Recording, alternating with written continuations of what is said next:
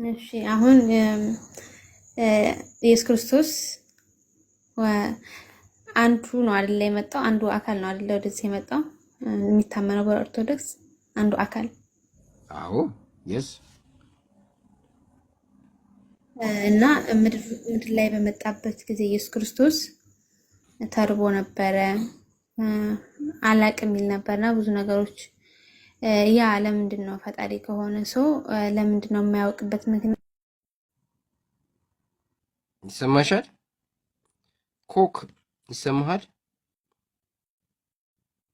ለኔ ይሰማኛል። እሷ ዲስኮኔክት ሆነች። እሺ የእሷን ጥያቄ እስኪ ለኔ መልስልኝ። የሆነ ቦታ የሚጠቅሱት አለ ከአብ በቀር ልጅም ቢሆን አያውቅም የሚል አለ። ግን ከዛ ከፍ ብለህ ስታነብ በመጨረሻው ሰዓት በመጨረሻው በፍርድ ቀን ስለሚሆኑ ነገሮች ትንቢት ተናግሮ ከጨረሰ በኋላ መጨረሻው ግን ገና ነው ይላል። ስለዚያች ቀንና ሰዓት ከአባት በቀር ልጅም ቢሆን አያውቅም የሚለው በትክክለኛ ትርጓሜው ልጅ የሚለው ለእኛ ልጆች ነን፣ የእግዚአብሔር ልጆች ስለምንባል በአብ በወልድ በመንፈስ ቅዱስ የተወለድን እኛ ነን። ሁለት ለክርስቶስ ነው ተብሎ ቢፈታ እንኳን ክርስቶስ አያውቅም እንዳንል ቀድሞ ትንቢት የሚፈጸሙትን እስከ መጨረሻ ተናግሯል። ስለዚህ ያውቃል። አሁን ምን ማለት ነው ስንል በአብ ልብነት ታስቦ በወልድ ቃልነት ዓለም ትለፍ ተብሎ አልተነገረም ነው። እዚህ ጋር ግን በአብ ልብነት የታሰበውን ኦልሬዲ ወልድ ያውቀዋል። እሺ አሁን አንተ እዚህ ጋር ማለት ነው ይኸውልህ፣ አንተ እንደምትለው ራሱ ይኸውልህ ክላሽ ያደርጋል። ለመሰለህ ብሮ አሁን ልጅ የተባለው አንድ ግለሰብን ነው የሚናገረው። አሁን እናንተም ስላመናችሁ የእግዚአብሔር ልጆች ናችሁ እንጂ የምትባሉት ልጅ አትባሉም። አሁን ያመኑት የእግዚአብሔር ልጆች ብዙ ቁጥር ነው የሚናገረው። እዛ ጋር ምንድን ነው የሚለው? ከአብ በቀር የሰማይ መላእክትም ቢሆን ወልድም ነው የሚለው ቢሆን አያውቃትም ነው የሚለው። ልጅም ነው የሚለው አማርኛው ልጅም ነው የሚለው። አንተ ደግሞ ለእኛ ነው አልክ። እንደዛ ካልክ ሌላ ደግሞ ልጨምር፣ ስፔሲፋይ አድርጌ ለኢየሱስ ክርስቶስ የተነገረውን ልንገርህ። ከቢታንያ በሚወጡበት ሰዓት ማለት ነው ተርቦ ስለዚያች በለስ ተጠይቆ ኢየሱስ አላወቀም። ሂዱ በለስ ካለባት እዩ ብሎ ሲሄዱ በለሷ ባዶ ስትሆን ኢየሱስ ተናዶ ረገማት፣ ደርቃም ቀረች ይላል። እዛ ጋም እንደማያውቅ ይናገራል። እሱንስ ምን ትላለች? ኦኬ አሁን መሰለክ እዚህ ጋር ሂዱ አምጡ ማለት እንደ ሰው ስለሆነ ከዛ ጋር የሆነ ነገር አምጡ ይልሃል ኢየሱስ። ገባህ? እንደ ሰው ነው የሚንቀሳቀሰው ያለው እኮ ያለበዚያ ሁሉን ነገሩን እንደ አምላክ ካረገብክ ሰውነቱን ትረሳለህ። አሁን ለምሳሌ እሺ በመርከብ ላይ እየሄዱ ያለ ከዛ የሆነ ቦታ ጠብቁኝ ብሏቸው እሱ በምንድን ነው በባህር ላይ እየተራመደ ቀደማቸው፣ ወደ እነሱ መጣ። ሲፈልግ ማለት ነው ሲፈልግ አምላክነቱን ይገልጽልሃል። በባህር ላይ ማንም ሰው ሊሄድ አይችልም። አሁን እዚህ ጋር እንደ ሰው ያለበዚያ እኮ ሰው መሆኑን ትረሳለህ። በቃ አይደለ? እሺ አሁን አንተ ሰው ነው ካልክ ማለት ነው ሰው ነው ካልክ፣ እናንተ ደግሞ ምን ትላላችሁ መሰለህ? ቆላስይስ 2:9 ላይ በሰውነት ወራት በስጋ ወራት ይላል የመለኮት ሙላት ተሞልቶበት ይታያል ትላላችሁ። አምላክነቱም ሰውነቱም አይለያይም ነው የምትሉት አይደል? አዎ። ስለዚህ ሰው በሆነ ሰዓት አምላክነቱ የማይለየው ከሆነ ኢየሱስ ማወቅ ለምን አቃተው ነው ጥያቄው እኮ። አሁን እኮ እሱን እኮ ነው የነገርኩ ያለሁት እኮ አልኩ። አንተ የመለኮት ሙላትማ ስላለው በባህሩ ላይ ያው እሱ ኢየሱስ ራሱ በለስዋን ፍሬ ካለባት እስቲ ይሁን አምጡ ያለው ባህር ላይ ሲራመድ ታይዋለህ። ሙሉ ለሙሉ በቃ ሁሉን ነገር በቃ እንደ አምላክ ሆኖ ከመጣ አሁን ለምሳሌ ሲገረፍ ብትመታው ኢየሱስ ያማዋል። ያኔ እንደ አማው ማድረግ እኮ ይችላል። ገባ? አምላክ ስለሆነ ሰውነቱ ሲመታ እንደ አማው ማድረግ እኮ ይችላል። ግን እንዲያማው ሆኖ ነው የተዋሃደው። አሁንም ጥያቄን አድርግ አላረክም። ልመጣልህ ነው ወደዛ ልመጣልህ ነው እያልኩ ያለሁት እንዳላዋቂ የሚናገረው ነው የምልህ እኮ እንዳላዋቂ የሚናገረው አላዋቂ ስጋን መዋሃዱን ሊነግርህ ነው። አያውቅም ግን እንዳትለው። ለምሳሌ ሌላ ቦታ ምን ብሏል? ጴጥሮስን ምን አለው? እኔ እስከ ሞት ድረስ እከተልሃለሁ ይለው። እውነት እልሃለሁ ጴጥሮስ ዶሮ ሳይጮህ 3 ጊዜ ትክደኛለህ አለው። የወደፊቱን የሚያውቅ አምላክ ስለሆነ ከዛ ጴጥሮስ ምንድን ነው ያለው መጨረሻ ላይ? ዮናስ ልጅ ስምዖን ሆይ ትወደኛለህ ሲለው እንደምወደህ አንተ ነው የምታውቀው፣ እኔ አላውቅም አለ። አየህ፣ ያውቃል፣ ኢየሱስ ያውቃል፣ ግን እንዳላዋቂ አክት ያደርጋል። ለምን? አላዋቂን ስጋ መዋሃዱን መንገር አለበት። ሲቀጥል ይሄ አላዋቂ ስጋን በትክክል መዋሃዱን አንተ ማወቅ አለብህ። እሺ አሁን እኮ ያለዚያማ ይልክ መከራ ሲቀበል ለምሳሌ አይሁዶች ይዘው አሰቃይተውታል አለ። ወይ ስማኝ፣ ብሮ ስማኝ፣ አንዴ ለኢየሱስ አይደለም ትላለህ፣ እሱ ለኛ ነው አልክ። አሁን ደግሞ ስጠይቅህ ኢየሱስ አላዋቂነቱን የሚያሳየው በስጋው ወራት ነው እያልክ ነው። ይሄ ራሱ አላዋቂ ስጋን መዋሃዱን ያልኩ እንጂ አላዋቂ ነው አልኩ። አሁን ያሺ ያላወቀው ማለት ነው ስጋን ስለተዋሃደ ነው ያልከኝ አይደል?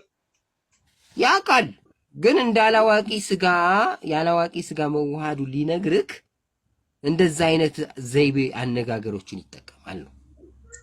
አሁን እኮ ይኸውልሽ አሁን ለምሳሌ መለኮትነት በውስጡ ካለ እንዴት አላዋቂ ይባላል? የመለኮት አላዋቂ አይደለም፣ አላዋቂ ስጋ ተዋህዷል ነው ያልኩክ። እሺ ይኸውልህ አሁን የሰማይ አባት ይላል አይደል? አብ ማለት ነው አይደል? የሰማይ አባት መላእክትም ቢሆኑ ይላል መላእክት ማለት ነው። እና ወልድም ቢሆን አለ ባይብል ላይ ደግሞ ወልድ የተባለው ኢየሱስ ክርስቶስ ነው አይደል? ልጅም ቢሆን ይላል። ወይስ ላምበው ይልክ ላምበው ልጅ ነው ወልድ ማለት ነው አይደል? ልጅ የተባለው ወልድ ነው እንጂ አሁን አንተ እኛንን ያልከው አይደለም። ይሄን አንተ ነው ያልከኝ እንጂ የማንኛውም ኮሜንታሪ ከፍተህ ብታይ እኔ እንጃ። ስለዚህ እዚህ ጋር ስፔሲፋይ ተደርገዋል። አብ መላእክቶችም ሁሉ አያውቁም ተብለዋል። ማንም ያውቀው አብ ብቻ ነው። አብ ምክንያቱም የሁሉ ነገር መገኛ ነው የሚለው ባይብል አይደል? እሺ ቆይ አሁን አያውቅም ለማለት ብራዘር ይሄን እንዴት አወቀ ብለህ ጠይቃ። ለምሳሌ አሁን ከቁጥር አያውቅም የተባለበት ቁጥር 36 ላይ ነው ማቴዎስ ወንጌል ምዕራፍ 24። ከዛ በፊት ብዙ ነገር እንደሚያውቅ ተናግሯል። ከ29 ባወራልህ በዚያች ወራት በኋላ ወዲያው ፀሐይ ይጨልማል፣ ጨረቃም ብርሃኗን አትሰጥም፣ ከዋክብትም ከሰማይ ይወድቃሉ። ይሄንን ያውቃል። ስለሚያውቅ ነው የነገረን። ትንቢት ነው። አሁን ለምሳሌ አንተ አሁን ለምሳሌ ትንቢት የሚናገሩ ሰዎች ሁሉ ፈጣሪ ናቸው ማለት ነው? ትንቢት ስለተናገሩ አይደለም። ይሄ ትንቢት አይደለም፣ ማወቅም ነው እኮ ሰማኝ። ማወቅ ከሆነ አልኩ አሁን ከቢታንያ በሚወጡበት ሰዓት ተራበና ይላል ያቺን በለስ ሂዱ በለስ እንዳለባት ብሎ በለስ ሳይኖርባት ሲቀር ረገማት፣ ደርቃ ቀረች ይላል። ለምን? አሁን የሚያውቅ ከሆነ እኮ መርገም አልነበረበትም። ኔጋቲቭ አይዲያ ነው መርገም ማለት ነው። ኔጋቲቭ ፊድባክ ነው። ምክንያቱም በለስ አለባት ብሎ ነው እሱ ኤክስፔክት ያደረገው። ሄደ አየ፣ ሰዎች ሲያዩ በለስ የላትም፣ ከዛው ረገማት፣ እንትኗም ደርቃ ቀረች ነው የሚለው። እሺ አሁን የሚያውቅ ቢሆን እኮ አይረግማትም ነበር። እሱ ምን ትላለህ እንዴ? የሚያውቅ በሆን ኖሮ አይረግማትም ነበር። እና አሁን ሰውን ራሱ ይረግም የለ እንደ እግዚአብሔር ኃጢአት እንደምትሰራ ስለማያውቅ ነው የሚረግምክ። ኖ አይደል። እኔ አሁን ስለ ሰው ልጅ አይደለም። ሰው ወደ ሰው ሰው ፍጹም ሜዳ ይልክ አሁን አይደለም። በለስ ቆይ ስማኛ፣ በለስ ሰው ፍጹም አይደለም አይደል? ሰው ፍጹም ነፍስ እና ያማለ ያቺ ቃልም አለ። እጽዋት እኮ ከአንተ ያነሱ ናቸው። አምላክ ግን ፍጹም ነው። አምላክ የሚባል ነገር አምላክ የተባለ ከምንም ነገር የጸዳ ነው፣ ፍጹም ነው። የማያውቀው ነገር የለም። ምክንያቱም ሁሉ ነገር እሱ ስለፈጠረ ማለት ነው። እዚህ ጋር ግን ኢየሱስ አሁን ሁለት የጠቀስኩልህ ጥቅስ ልጅቷ ቅድሜው ገብታለች ከፈለክ ማለት ነው። እሷ የጠቀሰችው ጥቅስ ሁለቱም ቦታ እንዳላወቀ ኢየሱስ ክርስቶስ ነው የሚናገረው። አንተ እሺ ደግሞ አዳምጠኝ። አሁን ይኸውልህ ጥያቄ ከጠየቅክ በኋላ መልሼ እስከምጨርስልህ ድረስ ዝም ብለህ አዳምጥ።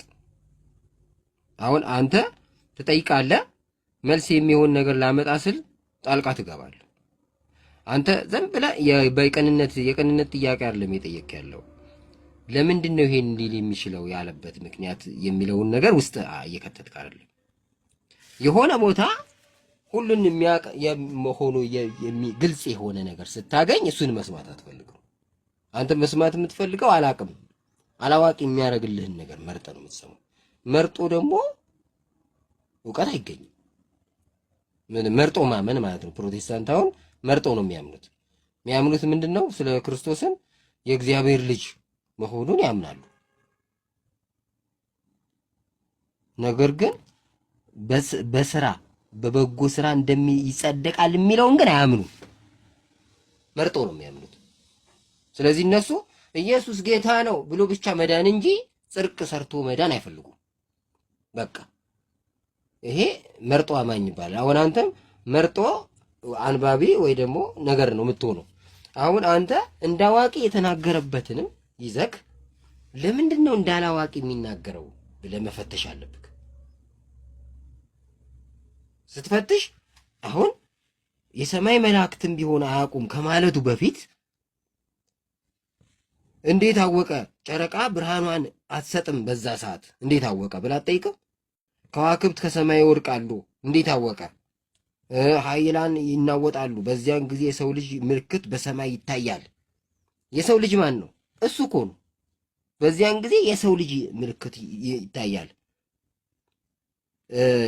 የምድር ወገኖችም ዋይ ዋይ ይላሉ። የሰው ልጅንም በኃይልና በብዙ ክብር ከሰማይ ደመና ሲመጣ ያዩታል አለኮ። ያዩኛል ስመጣ ያዩኛል ብሎ ነግሮክ ከዛስ መላእክቱም ከታላቅ መላእክት ድምፅ ጋር ይልካቸዋል። ይሄ የሰው ልጅ ከሰማያትም ዳርቻ እስከ ዳርቻ ከአራቱም ነፋሳት ለእርሱ የተመረጡትን ይሰበስባሉ። ለማ ለዚህ ለሰው ልጅ ለኢየሱስ። ምሳሌውም ከበለስ ተማሩ አለ። በለስ ማን ነው? እስራኤል ነች። ጫፏ ሲለመልም ስትለሰልስ ቅጠሏም ሲያቆጠቁጥ ያን ጊዜ በጋ እንደቀረበ ታውቃላችሁ። በጋ ምንድን ነው? መከር እንደቀረበው ወቁም ይላል። አሁን በጋ ይላል እዚህ ጋር ታውቃላችሁ። ምን ማለት ነው? እስራኤል ኢየሱስ ክርስቶስ ረገማት። ልሰበስብሽ ፈለግኩኝ፣ ግን አንቺ ለሰላምሽ የሚሆነውን አላገኘሽም፣ አልወደድሽም። ስለዚህ ጠላቶችሽ ይነሱብሻል፣ ድንጋይ በድንጋይ ላይ ሳይፈርስ አይቀርም ብሎ ትንቢት ተናገረባት። ፈራረሰች፣ ብትንትኗ ወጣ። አሁን ተሰበሰበች በለስ። መከር ቀረበ ማለት ነው። የምጽአት ቀን ቀረበ እያለ ነው እዚህ ጋር። ስለዚህ ምጽአት መቅረቡን በዚህ ታውቃለህ አለ ኢየሱስ። እስራኤል ስታቆጥቁጣ አሁን ኃያል ስትሆን ከዛስ እንዲሁም እናንተ ደግሞ ይህንን ሁሉ ስታዩ በደጅ እንደቀረበ ወቁ አለ። ደጅ ላይ ቀርብ ያለው አለ። እውነት እላችኋለሁ ይህስ ሁሉ እስኪሆን ድረስ ትውልድ አያልፍም። ሰማይና ምድር ያልፋል፣ ቃሌ ግን አያልፍም። የኢየሱስ ቃል ከሚያልፍ ሰማይና ምድር ቢያልፍ ይቀላል። ትመለከታለህ። ስለዚህ ኢየሱስ እግዚአብሔር ስለሆነ ነው ይሄ ሊሆን ይችላል። ከዛስ ስለዚያች ቀንና ስለዚያች ሰዓት ግን ከአባት በቀር የሰማይ መላእክትም ቢሆኑ ልጅም ቢሆን አያውቅም የተባለው ልጅ የተባልነው እኛ ነን። ትክክለኛው ትርጉም ልጅ የሚለውን ለወልድ ብትሰጠው ራሱ ወልድ ቃል ስለሆነ በወልድ ቃልነት አላለፈችም ነው። በአብ ልብነት ታስቧል። የታሰበውን ስለሚያውቅ ነገረክ። አብ የወልድም ልብ ስለሆነ ግን በወልድ ቃልነት አልተነገረም። በቃ ዓለም ትለፍ ተብሎ አልተነገርም ማለት ነው እንጂ ይኸው ከዙፋኑ እንደሚወርድ እንደሚመጣ ሁሉም ነገር የሚሆነውን ነግሮ ከአያውቅም። እዚህ ጋር ሲጀመር እኮ እዚህ ጋር ነው ስህተቱ። ኢየሱስ ክርስቶስ ስለሌላ ሰው ማንም ሊነግረው አይወድም አይፈቅድም። በሰው ያለውን ሁሉ ያውቃልና አይተማመንባቸውም ተብሎ ተጽፏል። በሰው ልብ ውስጥ ያለውን ያውቃል ኢየሱስ አዋቂ ስለሆነ። ቅድም ደግሞ ጠቀስኩልህ ጴጥሮስ ዶሮ ሳይጮህ 3 ጊዜ ትክደኛለህ ብሎ ቀድሞ ስለ ነገ ተናገረ። አዋቂ ነው ኢየሱስ። ብዙ ቦታ አዋቂ ነው። አዋቂ እንደሆነ ብዙ ቦታ ይነግርሃል። እንደገና ሌላ ቦታ ዮሐንስ 10:26 ብታነብ ምን ይላል? እኔ በአብ ስም የምሰራው ይህ ስለ እኔ ይመሰክራል ይላል። በቃ ራሴ ነው ያደረኩት ሁሉን ነገር አለና ጨረሰኩ። በቃ በአባቴ ስም ነው የምሰራው እንጂ ራሴን የምሰራው ለአብ ያለው ሁሉ የኔ ነው ብሎ ነገረኩ። ስለዚህ ሁሉ ነገር የአብ የሆነው የኔ ነው ካለክ፣ አብ የሚያውቀው እኔ ያውቃለሁ ካለክ፣ ሁሉንም እኔ ያውቃለሁ ነው። እኔ በአብ እንዳለው አብን በእኔ እንዳለ አታምኑም? ምን አለ? እኔ በአብ ውስጥ አለው በቃልነት ምንም ይሄን በምን ታውቃለህ? ቃልም በእግዚአብሔር ዘንድ ነበር ይላል። ያ ቃል ማን ነው? ወልድ በእግዚአብሔር ውስጥ አለ በቃልነት። አብ ደግሞ በወልድ ውስጥ አለ በልብነት። ይሄን በምን ታውቃለህ? እኔ ከአብ ወጥቼ ወደ ዓለም መጥቻለሁ ይላል። ቃል ከልብ ይወጣል። ስለዚህ ከአብ የወጣው ቃል ነኝ እያለ ነው።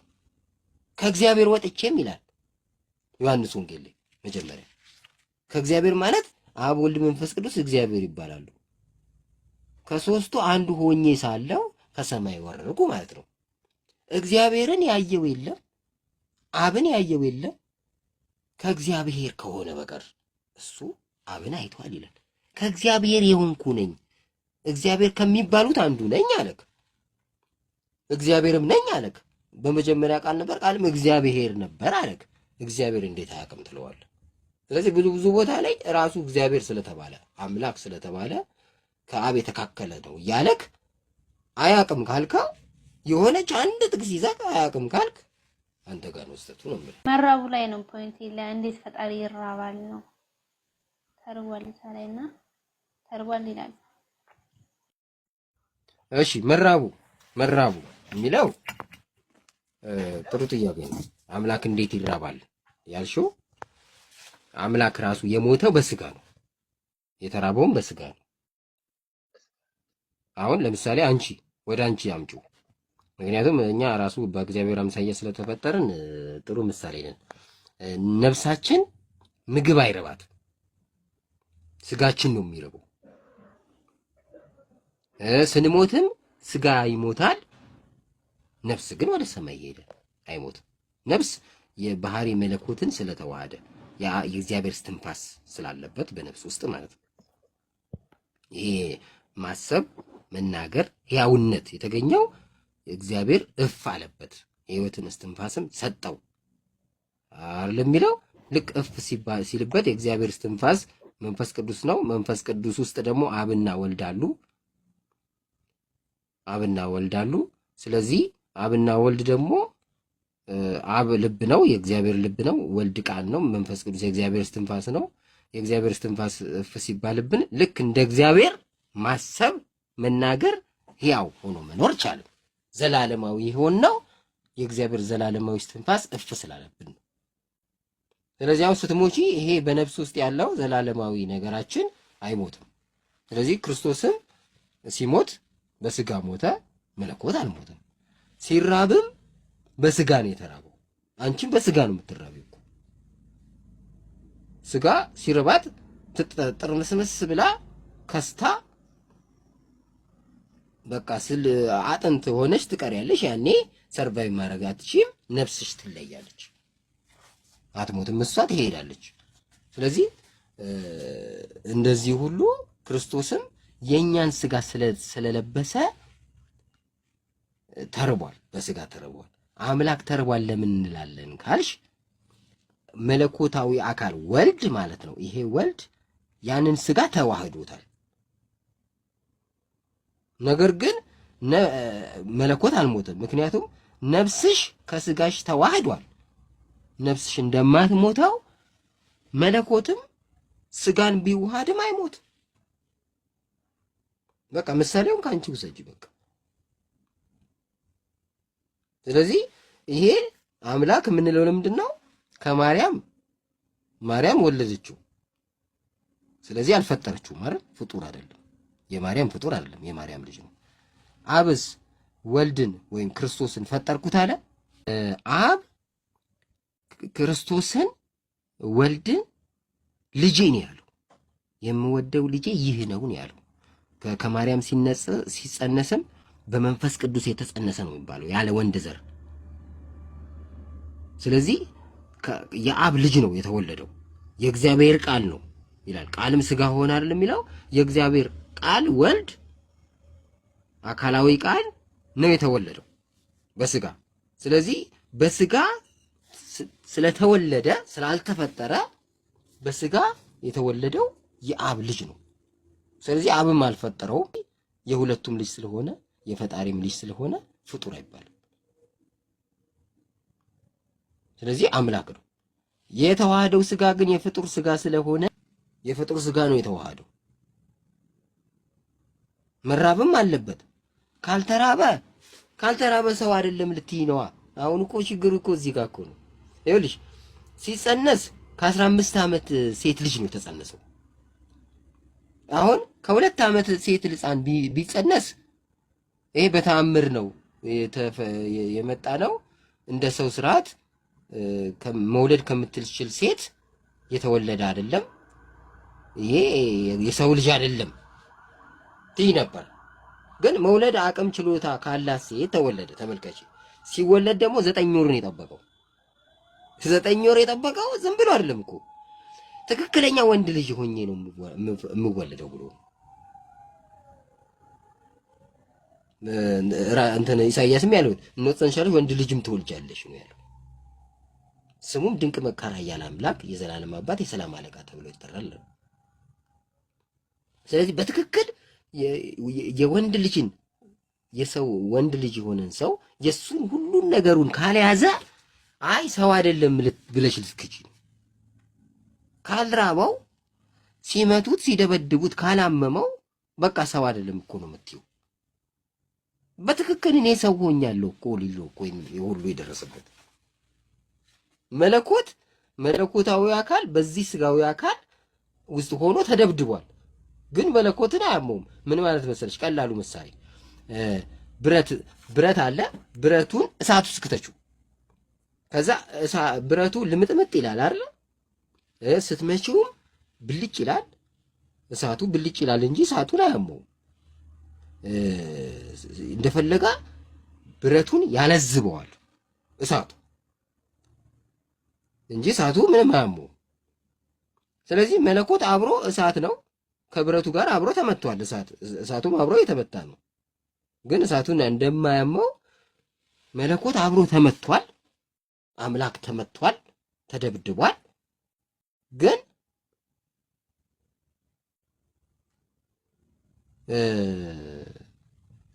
የሚያመው ስጋ ነው።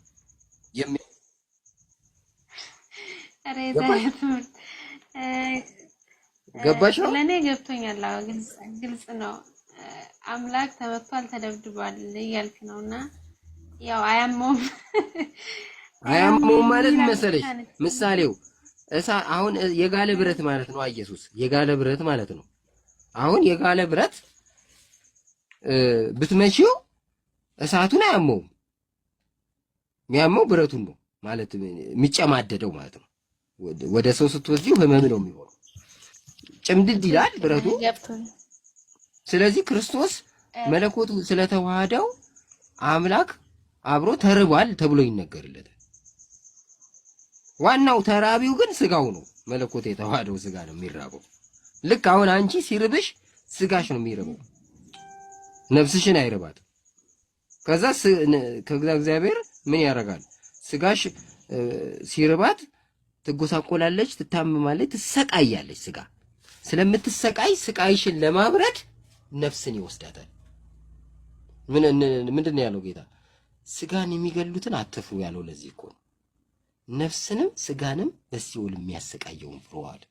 አሁን ስጋ ቢያሰቃይሽ እግዚአብሔር መጣና ነፍስሽን ውስድ አድርጎ ግርግር ያደርጋል፣ ስቃዩን ያወርድልሽ። እግዚአብሔር ግን ምን ያደርጋል? ስጋንም ነፍስንም ይወስድና ሲኦል ይጨምራል። ማንም የሚገላግል የለም። መከራ የሚያበርድ አታገኝም። አይሹ። ስለዚህ አሁን ምንድነው የራሱ ስጋን የሚገሉትን አትፍሩ የሚለው የሚያሳይሽ ስጋ ይሰቃያል፣ ነፍስ ግን እኔ ያለውላት ልክ ነፍስ ስትወጣ ስጋ ቢቀጠቀጡት ምንም አትሆኝም ነው። ስለዚህ አሁን የተቀጠቀጠው የተራበው ስጋ ነው። ለምን? ያንን ሰው ሁሉ ሊያስተምር ነው አይመጣው። ይኸውልሽ መራብን ቻሉ፣ መደብደብን መከራ መቀበልን ቻሉ ነው። ይሄ ሁሉ በእኔ የሆነው በእናንተ ይሆናል ነው። ባሪያ ከጌታው አይበልጥም ማለት እኮ ዘጋ። እርጥቡን እንደዚህ ካረጉት ደረቁን እንዴት ያረጉታል አለ። እኛን ደረቅ ነን፣ ዓለም ታቃጥለናለች። ከክርስቶስ በላይ ልታሰቃይን ትፈልጋለች። ስለማንችል ስለሚያውቅ ብቻ ያን መከራዎች አይመጣብንም፣ አቅመ ቢስ ስለሆኑ።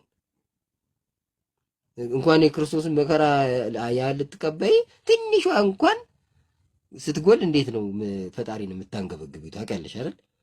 እሱ ግን የሚፈልገው ከክርስቶስ በላይ ተሰቃይተሽ ከዛም በሰማይ ክብር ብታገኝ ነው የሚፈልገው። የእግዚአብሔር ዓላማ እኮ ነው።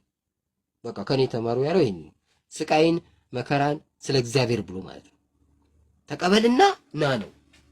ከዛ እኔ ከአባቴ ጋር እንደተቀመጥኩ ከኔ ጋር አስቀምጥሃለሁ ነው ያለው። ራዕይ 3:22 እኔ ድል እንደነሳው ከአባቴም ጋር በዙፋኑ ላይ እንደተቀመጥኩ ድል ለነሳው ከኔ ጋር ይቀመጥ ዘንድ እሰጠዋለሁ እኮ ነው።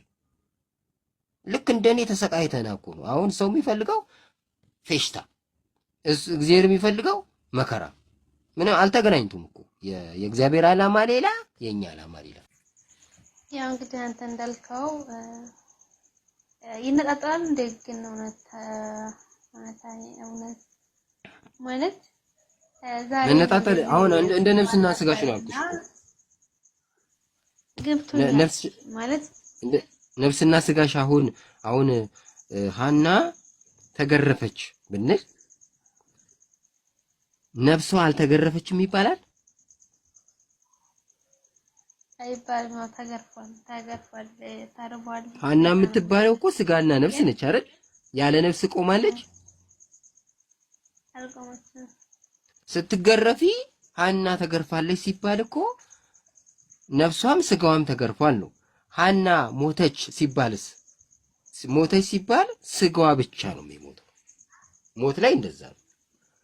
ተገረፈች፣ ተደበደበች፣ ተራበች፣ በህይወት እስካለች ድረስ ራባት፣ ተደበደበች፣ ቆሰለች፣ ደማች ሲሆን ግን ከነፍስና ስጋ አንድ ላይ ነው። ስለዚህ አሁን ነፍስ ማለት መለኮት በዩ እንደ ነፍስ ነው የተዋሃደው። ስለዚህ አብሮ ተደብድቧል። ሲሞት አብሮ ተደበደበ። ሲሞትማ ልክ አንቺ ነፍስሽ ወደ ሰማይ እንደምትወጣው መለኮት አልሞትም። የት ነበረ? መለኮታዊ አካል ይኸውልሽ በህይወት እያለ ክርስቶስ በሱ ውስጥ አለ። ከአብና ከመንፈስ ቅዱስም ከዙፋኑ አልተለየም። ይሄን ምን ይላል መጽሐፍ መሰለሽ? ቅዱስ ያሬድ በውዳሴ ማርያም ላይ ውዳሴ ያሬድ የሚላል ውዳሴ ማርያም ሲጨርስ ቀጥሎ ውዳሴ ያሬድ ነው ያለው። እዛ ላይ ምን ይላል መሰለሽ? መላእክት ጌታችንን በእናቱ እቅፍ አገኙት ይላል። ከዛስ በእናቱ እቅፍ እንደ ሕፃን ሆኖ ሲያለቅስ አዩት። ከዛ ወደ ሰማይ ፈለጉት ይላል። ሲፈልጉ በሰማይም አለ፣ ከአብና ከመንፈስ ቅዱስ ጋር አለ። ከዛ እንዲህ ብለው ዘመሩ። ስብሐት ለእግዚአብሔር በሰማያት ወሰላም በምድር ስምረቱ ለሰብእ። ለእግዚአብሔር በሰማይ ምስጋና ይሁን፣ ለሰውም ሰላም ሆነ። ሰውን ምንኛ ወደደው ብለው ዘመሩ ይላል። ለሰው ሰላም ሆነ፣ ሰውን ደግሞ ምንኛ ወደደው አሉ ይላል። ስለዚህ ከአባቱ ሳይለይ ከአብና ከመንፈስ ቅዱስ ሳይለይ ያ ወልድ ከድንግል ማርያም ተወልዷል። ይሄ ደግሞ ይችላል ስለሚችል ማለት ነው። አንድ ጥያቄ ጠይቀው። እኔ የምልህ አሁን የተደበደበው ስጋ ነው አልክ። አሁን ኢየሱስ ክርስቶስ በስጋው ከተደበደበ ሲሞትም በስጋው ነው አይደል? ስጋው አሁን ለምሳሌ እግዚአብሔር ባያስነሳው ማለት ነው ኢየሱስ ክርስቶስ ስጋ ምን ይሆን ነበር? ይበሰብስ ነበር ወይንስ መለኮት ስለሆነ አይበሰብስም? ምንድን ነው እስኪ? እንዴም በስብሶ ይቀራል እንጂ የመለኮት ስጋ ይበሰብሳል። የመለኮት ይኸውልህ፣ ይሄ ስጋ እኮ የሰው ስጋ ነው። ይሄ ስጋ ደግሞ የሰው ስጋ ሁሉ በስባሽ ነው። አሁን ክርስቶስ የሚበሰብሰው ለዘላለም እንዲኖር ለማድረግ እኮ ነው የመጣው። አመጣጡ ራሱ ምክንያቱም አዳም አምላክ መሆን ፈልጓል። ክፉና ደግ የምታስታውቀዋን ዛፍ እንዳትበላ ሲለው ከበላ ትሞታለህ ያለው በላ። ሲበላ ምን አለ ጌታ? ክፉና ደግ ለማወቅ አለ ዘፍጥረት 3:22 ላይ ሞተ አዳም። ክፉና ደግ ለማወቅ ግን ከኛ አንዱ ሆነ አለ። ከሶስታችን አንዱ ሆነ። ማን? አዳም። መቼ ሆነ አዳም? ከሶስቱ አንዱ አምላክ ሰው ሆነና ሰውን አምላክ አረገው። ምን ማለት ነው? ወልድ ስጋን ለበሰና ምን ማለት ነው? አዳምን ሆነ ማለት ነው። ዳግማዊ አዳም ነው የሚባለው ኢየሱስ። እኛ ሁሉ አዳም ነው የምንባለው። ስለዚህ አዳም አምላክ ሆነ። ስለዚህ ምንድነው ወደ ጥያቄ ስንመጣ ስጋን ተዋህዷል። ስለዚህ ይሄን ስጋ ስለተዋሃደ ይሄ ስጋ ሟች ነው፣ ትሞታለህ ተብሏል። መሞት አለበት። ግን ለዘላለም ደግሞ እንዲኖር በሶስተኛው ቀን አስነሳው መለኮት ማለት ነው። ልክ እንደሱ እኛም የፍርድ ቀን ለዘላለም ነዋሪ ሆነን እንነሳለን ማለት ነው። ሞትን ለማጥፋት እኮ ነው ሲጀመር። ይኸውልህ ሞትን ለዘላለም ለመግደል ነው የመጣው። ማን ነው ያስነሳው? አብም አስነስቶታል፣ እራሱም ተነስቷል። ለምን? በስልጣን እኩል ስለሆኑ። ይህን በምን ታውቃለህ? እግዚአብሔር አስነሳው ይልሃል የሆነ ቦታ ላይ። አልገባኝም። ይኸውልህ አሁን ለምሳሌ እኮ ልነግርህ ነው። እግዚአብሔር አስነሳው የሚለውን ይዘህ እግዚአብሔር አስነሳው ልትለኝ ነው። አብ ብቻ ነው ወይ ያስነሳው? ጥያቄን ግልጽ ላድርግልህ። አሁን የሶስት አብ ወልድ መንፈስ ቅዱስ ብለህ ሶስት ፒክቸር ይታያል እዚህ ጋር አይደል? ስለዚህ አሁን እዛ ጋር ሐዋርያ 12:24 ላይ እግዚአብሔር የሞትን ጣር አጥፍቶ አስነሳው ይላል። ያስነሳው ማን ነው? እግዚአብሔር ነው። 27 ላይ ብትወርድ ደግሞ እግዚአብሔር ባያስነሳው ይበሰብሳል ይላል። አሁን የኔ ጥያቄ ምን መሰለክ? መንፈስ ቅዱስ አስነሳው የሚል አንድም ቦታ የለም።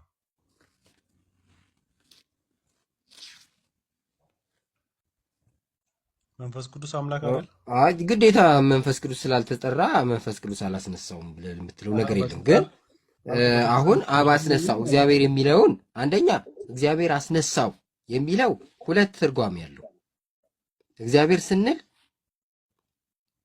ስንል ምንድን ነው? አብ ወልድ መንፈስ ቅዱስ ማለት ነው። ስለዚህ ክርስቶስን አብም አስነስቶታል። ወልድ ራሱ መለኮት ስለሆነ መለኮት ስጋን ተዋህዶ ያንን ስጋ አስነስቶታል። መንፈስ ቅዱስም አስነስቶታል። በሌላ አነጋገር ደግሞ በተለመደው አብ አስነስቶታል ነው። አብ እሺ፣ ወልድስ አስነስቶታል የሚለውን ዮሐንስ 10 ቁጥር 18 ጀምር ስታነብ እንደዚህ ይላል፣ ነፍሴን ደግሞ አነሳት ዘንድ አኖራለሁ ይላል። ገባ? ሊያስነሳት ያኖራታል ማለት ይገላታል ማለት ነው። አሳልፎ ይሰጣታል ለሰው ልጆች ብሎ። አኖራለሁ። ስለዚህ አብ ይወደኛል። ይህን ስለማድረግ አብ ይወደኛል። ይህ ስልጣን ስላለኝ ማለት ነው። እኔ በፈቃዴ ያኖራለሁ እንጂ ምን ማለት ነው? እሞታለሁ እንጂ ከእኔ ማንም አይወስዳትም። ላኖራት ስልጣን አለኝ። ምን ማለት ነው? ላኖራት ሲል አሁን በህይወት ላቆያት ይመስላል። ልገላት ማለት ነው። እዚህ ጋር ልገላት ስልጣን አለኝ፣ ደግሞ ላነሳ ስልጣን አለኝ። እዛ ጋር ስልጣኑ የማን ነው? እግዚአብሔር አስነሳው። አብም ስልጣን አለው። በስልጣን አንድ ናቸው። በስልጣን አንድ ስለሆኑ ወልድን ያስነሳው ማን ነው? አብም ወልድን መንፈስ ቅዱስም ያስነሳው። እሺ መንፈስ ቅዱስ እስኪ መንፈስ ቅዱስ የሚለውን ቦታ ጥቅሱን ስታይ መንፈስ ቅዱስ አሁን ቅድም አልኩ እኮ እግዚአብሔር የሚለው መንፈስ ቅዱስንም ያካትታል። በአንድ በአብ ብቻ አይፈታም። እንደ አገባቡ ይለያያል። እግዚአብሔር አሁን ለምሳሌ እግዚአብሔር የሚለው መንፈስ ቅዱስን ያካትታል ካልከኝ ማለት ነው። ወልድ የሚለውም እግዚአብሔርን ያካትታል፣ መንፈስ ቅዱስም ያካትታል አይደል? አብም ያካትታል። እንደ አገባቡ ነው የሚለያየው አልኩ። ሲሞት ደግሞ አሁን ለምሳሌ እዚህ ጋር አሁን የእግዚአብሔር የሞት ጣርን አጥፍቶ አስነሳው የሚለው ለሶስቱ መስጠት ትችላለህ። እግዚአብሔር አብ ቢል ኖሮ ግን ነጥሎ የተለየ አካል ቢጠራብህ ኖሮ ለአብ ብቻ ነው የምትሰጠው።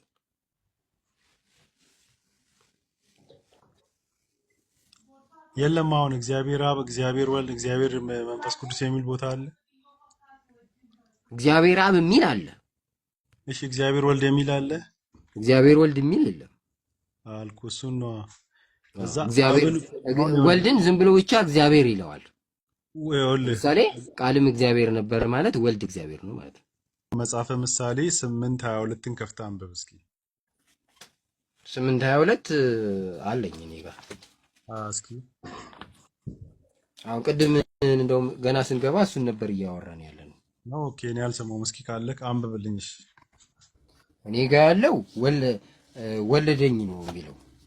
እንደውም ወለደኝ የሚል የለውም። 8:22 ወለደኝ ሳይሆን እስኪ 8:22 እግዚአብሔር የመንገዱ መጀመሪያ አደረገኝ ነው የሚለው።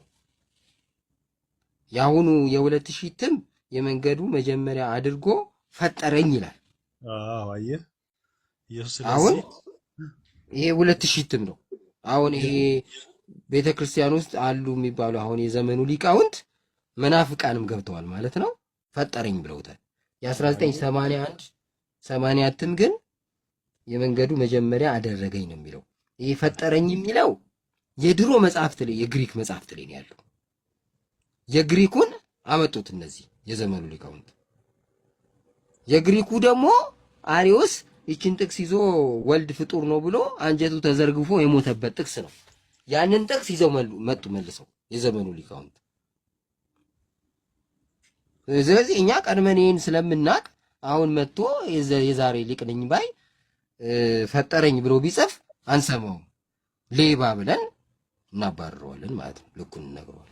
እሺ ሌላ ደግሞ አሁን ለምሳሌ ልክ እዛው ትንቢተ ኢሳይያስ መሰለኛው 42:1 ላይ እነሆ ደግፌ ያዝኩት ምርጥ ባሪያዬ ይላል፣ ነፍሴ ደስ የተሰኘችበት መንፈሴን በሱ ላይ አድርጌያለሁ፣ ለአሕዛብ ሁሉ ፍርድን ያወጣል ይላል። ስለዚህ ኢየሱስ ክርስቶስ ማለት ነው የማን ባሪያ ነው? እሱ ራሱ እግዚአብሔር ከሆነ እግዚአብሔር የማን ባሪያ ነው እኮ?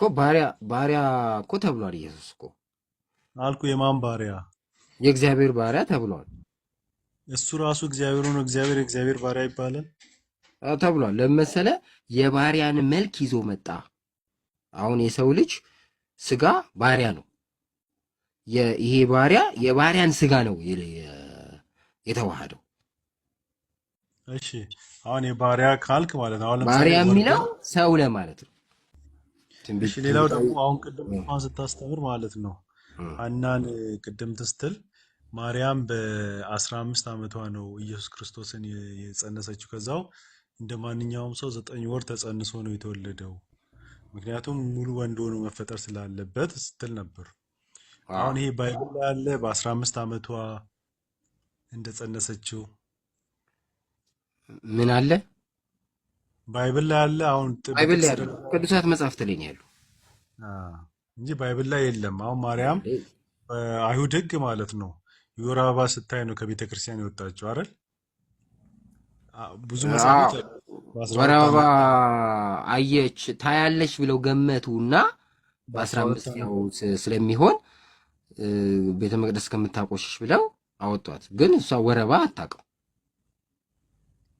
እሺ ሌላ ደግሞ ጥያቄ ማለት ነው። እንዴት የወር አበባ አታውቅም ስትል የወር አበባ አላየችም? አዎ እንደዛ ነው ቤተክርስቲያን የሚታመነው እንደዛ ነው። ምክንያቱም እንዴት? የሔዋን እርግማን ይሄ በየወሩ ደም የምትሆነውን ነገር በሷ አልተደረገባትም። ንጽሕት ናት የሚባለው እርግጠኛ ነህ? ሰምቼ አላውቅም። ትምህርቱ እንደዚህ ነው። ብጻት ናት የሚለው የወር አበባ አታይም ለማለት ነው እንዴ? ይሄ አንዱ ደግሞ እሱ ነው። ንጹህ ንጽሕት ነች የምትባለው አንደኛ ንጹህ ሕሊና ነው ያላት፣ ይሄ ኃጢአት አታስብም ነው። ሁለት ስጋዋ ራሱ ይሄ መርገም ይሄ በየወሩ ያቺን ዕፀ በለስ ስላደማሻት አንቺም ደም ትሆኛለሽ አይደል ያላት፣ ያ ነገር ወደ እሷ አልተላለፈም። ያርግማን አልደረሰባትም። ንጽሕት የምትባል ንጽሕት በክሌሄ ድንግል በህሊና ድንግል በሐሳብ በስጋ የምትባለው ስጋዋም መርገም የለውም፣ መርገም አታይም። እንትኗ ሐሳቧም ምንም አይነት ኃጢአት አታስቡም። ድንግል ማርያም ንጽሕት የተባለችው ለዛ ነው። ታዲያ አሁን እንደዛ ከሆነ ለምን ባይብል ላይ ስለ ማርያም አሁን ምንም የተጠቀሰ ነገር የለም እኮ? አሁን ለምሳሌ የራሷ ምዕራፍ የላትም። ለምንድን ነው? አሁን ለምሳሌ የማርያም ወንጌል የለም እኮ። አሁን ይኸውልህ ለምንድን ነው ለምንድን ነው መሰለክ መጽሐፍቶች አሉ። መጽሐፍቶች ኖረው ነገር ግን መጽሐፍ ቅዱስን የጠረዙት ሰዎች ይሄ በቂ ነው ብለው ጠረዙት እንጂ በዛ ዘመን ስለ ማርያም የጻፉ አሉ እንጂ ባይብል ላይ የለም። አዎ ኦኬ። ጠራዦቹ መጽሐፍ ቅዱስን መጽሐፍት ብዙ መጽሐፍት እኮ ነው ተሰባስበው በአንድ ባይብል ውስጥ ተጻፈ እንጂ እኮ የአንድ ሰው መጽሐፍ አይደለም እኮ መጽሐፍ ቅዱስ። እንደ ቁርአን እኮ የአንድ 40 ሰው ሰዎች ማለት ነው አይደል? 40 ሰዎች ናቸው ባይብልን እንትን ያሉት አይደል? አሁን ለምሳሌ የባርናባስ ወንጌል ይባላል። አዎ አሁን የባርናባስ ወንጌልን አትቀበሉም እናንተ መሰለኝ። አዎ እንደዛ መሰለኝ። ከዛ ውስጥ አራቱን ወንጌል አሁን ለምሳሌ የማቴዎስ፣ የሉቃስ፣ ዮሐንስ እና አንድ የማን ወንጌል ነው የምትቀበሉት? እንደዛ ማለት ነው። ሌሎችን ሪጀክት ነው የተደረገው። አሁን ይሄ ራሱ ሪጀክሽን ክራይቴሪያው ከየት መጣ? የአምላክ ቃል ከሆነ እንዴት እንዲህ ብቻ ይሄ ብቻ ተጠርዞ ሊሰጣችሁ ቻለ? የቀረ ነገር ካለ ደግሞ አንተስ እንዴት አምነው ተቀበልክ? አሁን እኛ እኮ ጋር ኦርቶዶክስ ጋር ለየት የሚያደርገው እንደውም እኮ ገርላትን አንዳንድ መጽሐፍትን ለምሳሌ አሁን ቀለሜንጦስ የሚባል መጽሐፍ አለ። ቀለሜንጦስ የጳውሎስ ደቀ መዝሙር ነው ይባላል።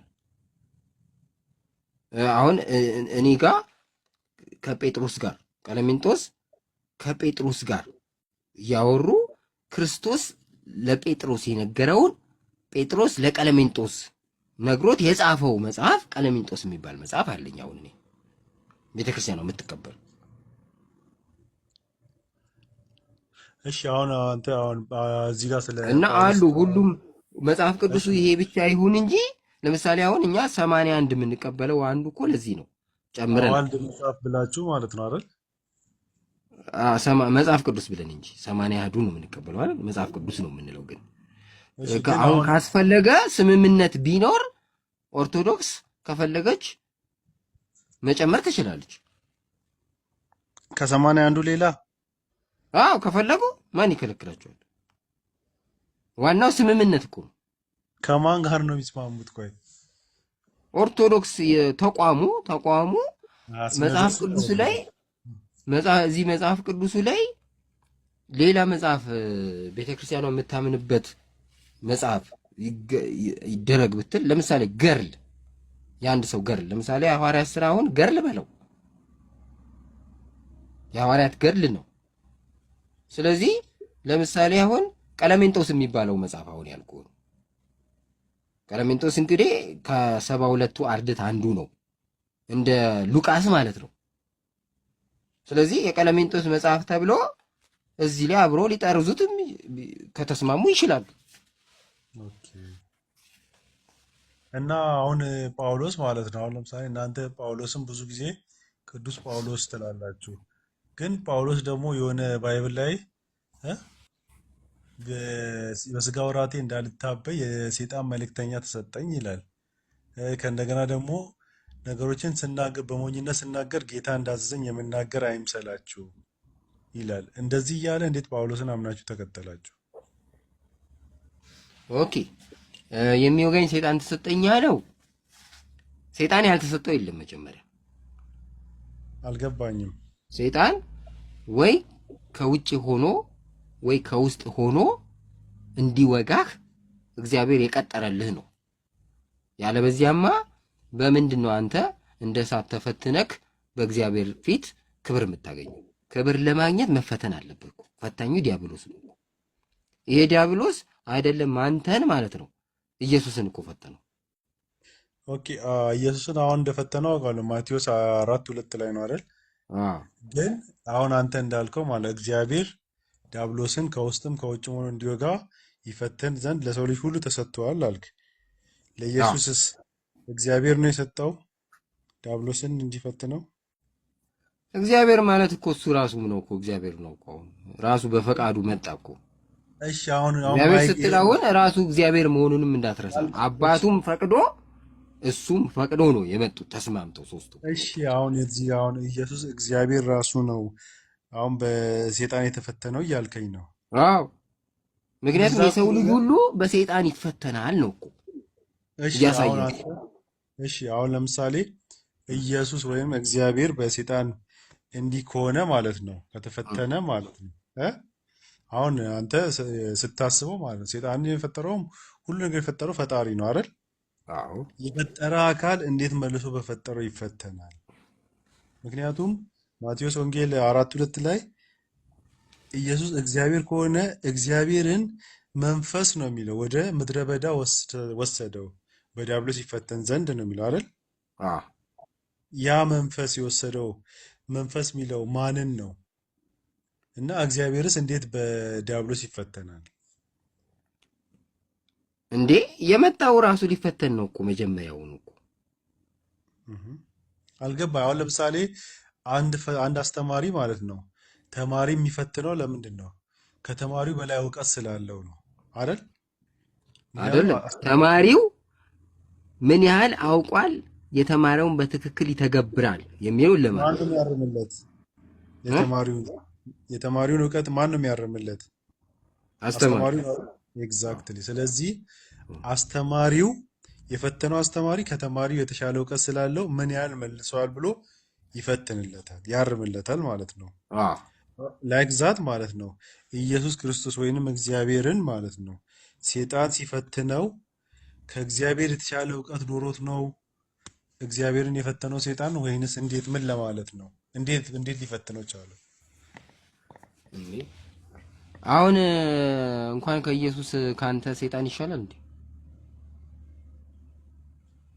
እኔ እኮ አሁን አልገባም ጥያቄ። አይ መጀመሪያ ይህንን ስትመልስ መልሱ ምንድን እንደሚሆነው ሴጣን የተረገጠ ነው፣ በእኛ ራሱ የተረገጠ ነው። እኛ ሰነፎች ከሆን ብቻ ነው የሚረግጠን። አሁን ኢየሱስ የመጣው ምንድን ነው? ዓላማው የእግዚአብሔር ዓላማ ምንድን ነው? ቅድም ራእይ 3:22 የጠቀስኩልህ እኔ ድል እንደነሳው አለ ከአባቴም ጋር በዙፋኑ ላይ እንደተቀመጥኩ ድል ለነሳው ከኔ ጋር ይቀመጥ ዘንድ እሰጠዋለሁ ብሏል። እኔ ድል እንደነሳው ያለው ማንን ነው? ድል የነሳው ሴጣንን። ከዛ ሴጣንን ልነሱ በአብ ቀኝ ተቀመጠ። ድል ለነሳው አለክ ማንን? ሴጣንን። ማ? እኛ። ልክ እንደኔ ድል ብትነሱት ክብር እሰጣችኋለሁ፣ በዙፋኔ ላይ አስቀምጣችኋለሁ። በዛ መሰረት 12ቱ በ12ቱ ነገደ እስራኤል ሊፈርዱ በ12ቱ ወንበር ትቀምጣላችሁ ተብለዋል። ለምሳሌ ነገር ግን ከነሱ ብቻ አይደሉም።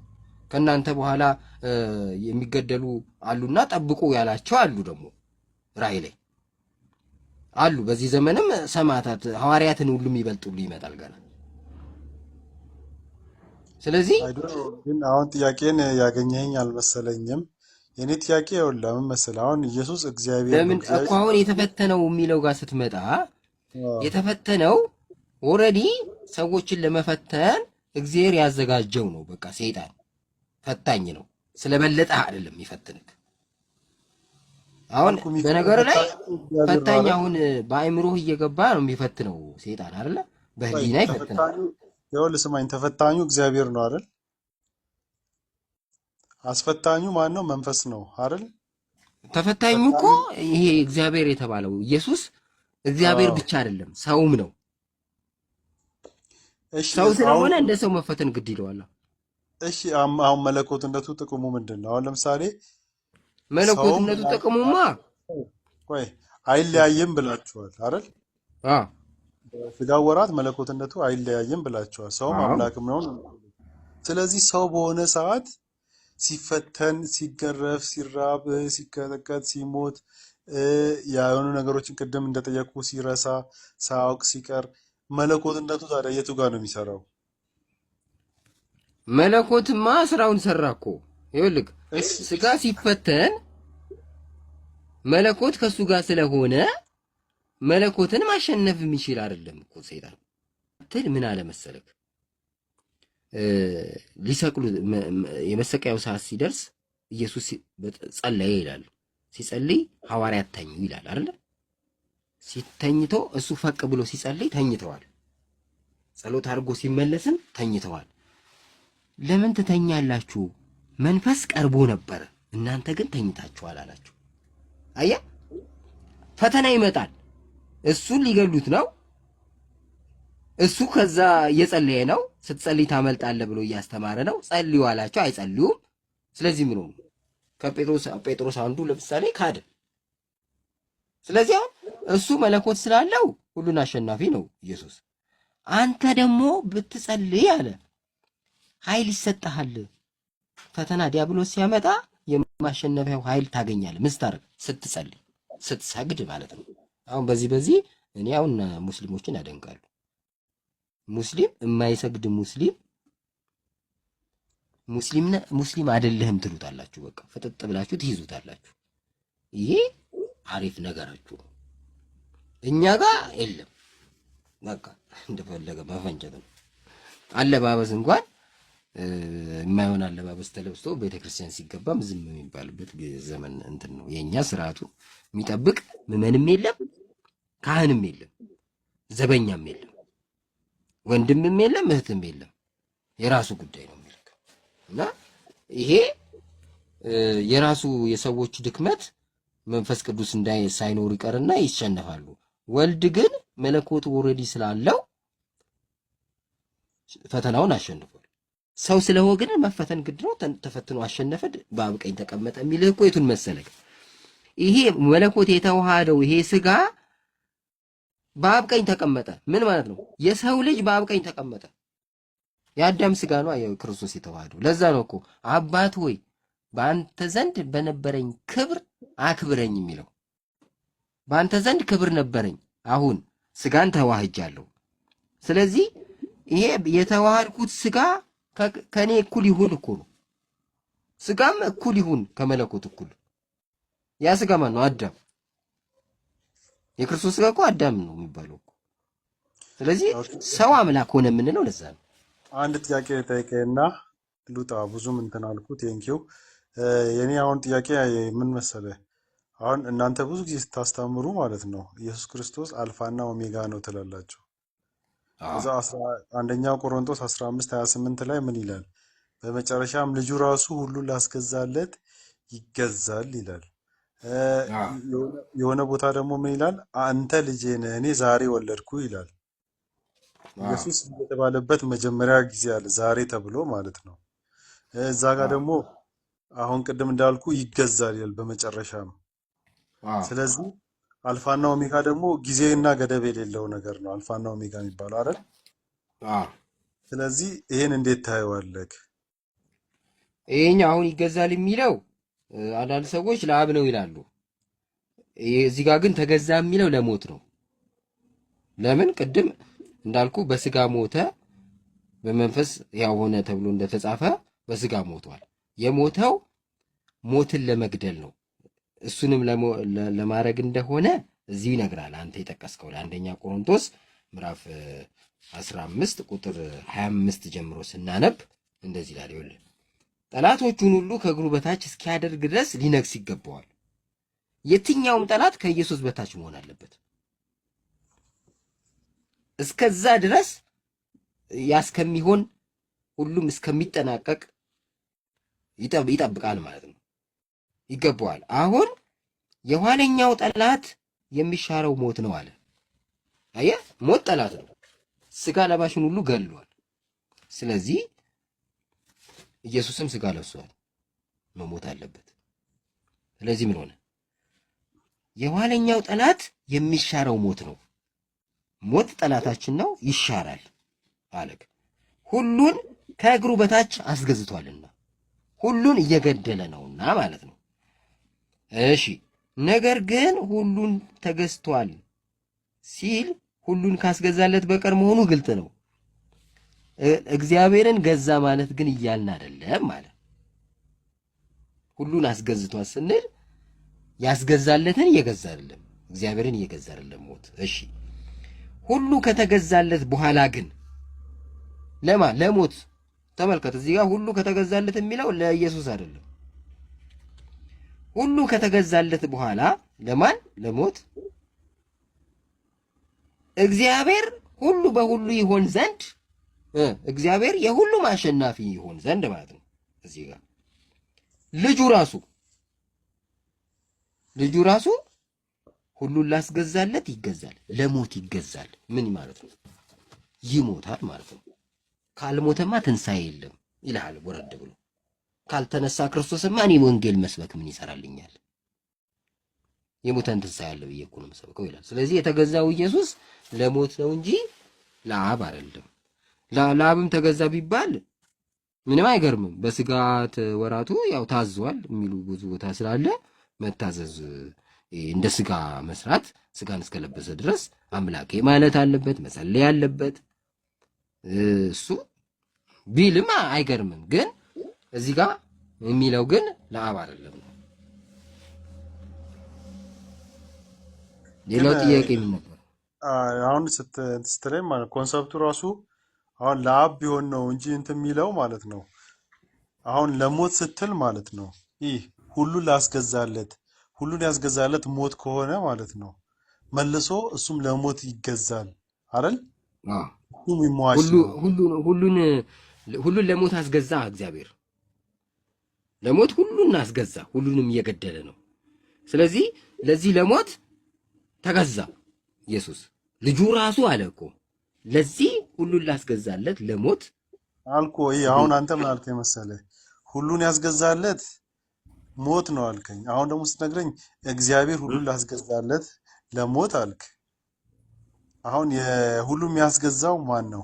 ሞት ነው ብለህ? አዎ ይኸውልህ ሁሉን አስገዝቷል ይለዋል። ሞትን እኮ አስገዢው ሞት ነው አልከኝ። አሁን ደግሞ እግዚአብሔር ነው አልከኝ። ይኸውልህ እንድገሙ ደግሞ ትንሽ ይበራልሃል። ነገር ግን ሁሉ ተገዝቷል ሲል ሁሉን ካስገዛለት በቀር መሆኑ ግልጥ ነው። ካስገዛለት የተባለው እግዚአብሔር ነው። ከእግዚአብሔር በቀር ሁሉን ገዝቷል ሞት። ሁሉ ከተገዛለት በኋላ ግን ለማ ሁሉ የተገዛ ለማ ነው? ለሞት።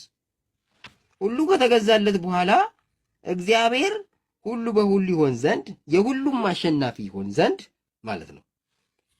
ልጁ ማን ነው? እግዚአብሔር እኮ ነው። የእግዚአብሔር ልጅ እግዚአብሔር ነው ወልድ። ልጁ ራሱ የሚል ለዚህ ነው። እግዚአብሔር ወልድ ደግሞ ሁሉን ላስገዛለት ይገዛል። ምክንያቱም ሁሉ ለሞት እንዲገዛ አድርጓላ እግዚአብሔር። እሺ ይኸውልህ አሁን ስለዚህ ደግሞ ልጁም ለሞት ይገዛል። ይኸውልህ ብሮ አሁን ሞት ከእግዚአብሔር ውጭ ሁሉንም ያስገዛል አልከኝ አይደል? መልሰ ደግሞ ልጁ ራሱ እግዚአብሔር አልከኝ፣ ለሞት ይገዛል አልከኝ። ልጁ እግዚአብሔር ማለት ነው። ወልድ እግዚአብሔር ለሞት ይገዛል አልከኝ። ስለዚህ እዚህ ጋር ለሞት የሚገዛ እግዚአብሔር አለ፣ እዚህ ጋር ደግሞ ለሞት የማይገዛ እግዚአብሔር አለ ማለት ነው። እግዚአብሔር አብ ለሞት አልተገዛም። እግዚአብሔር መንፈስ ቅዱስ ለሞት አልተገዛም። ወልድ ነው የተገዛው። እግዚአብሔር ወልድ ብቻ ነው። እሺ ጥያቄን ጨርሻለሁ።